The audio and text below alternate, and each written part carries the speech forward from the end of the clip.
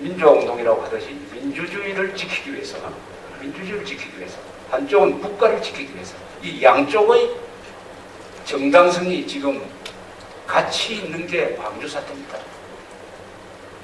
두 개의 정당성이 있어요. 여기 하나의 정당성만 있으면 그건 결론 납니다. 그러나 두 개의 정당성을 각자가 주장을 하고 있습니다. 이걸 어떻게 할 거냐?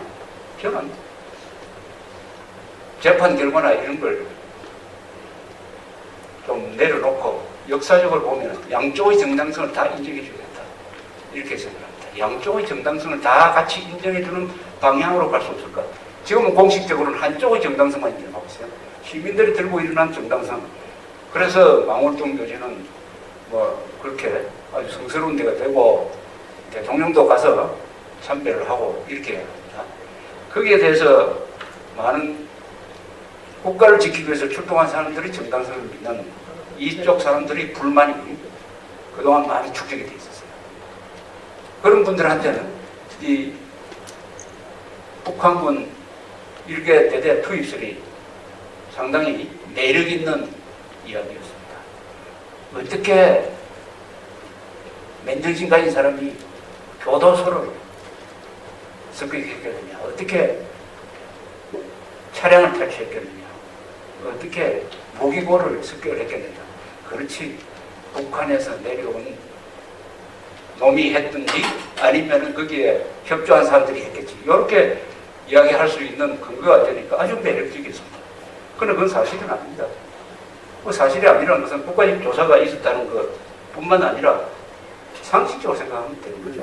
600명, 400명이 어떻게 철통같이 포위된 데 들어오겠습니까? 한국에 휴전 이후에 한국에 들어온 가장 대규모의 북한군 병력은 언제인지 아십니까?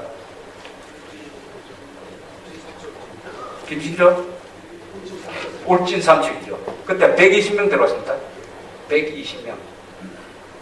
120명 몰래 상륙했죠.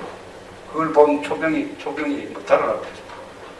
그러나 꼭 전국에 기상이 걸려가지고 그 사람들 소탕하는데 많이 걸렸죠. 우리도 희생이 많았습니다. 전국이 완전히 전시 상태로 갔어요. 거기서 이승보고의 무슨 사건도 있었지 않습니까?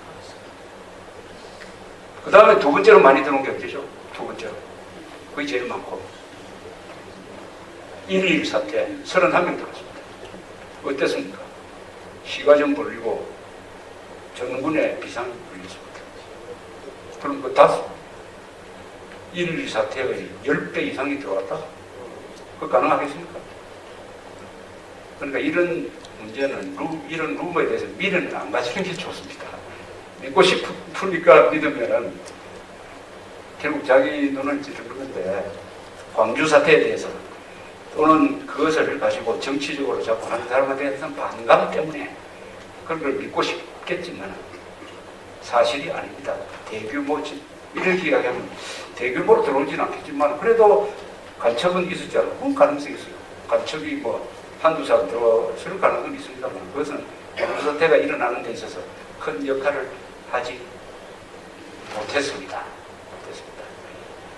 그런데 이걸 계속 우리가 미련을 부리지 않고 이 일개 대대 규모의 북한군 투입설이 사실이라고 주장을 하기 시작을 하면은 자유진영이라고 할까요?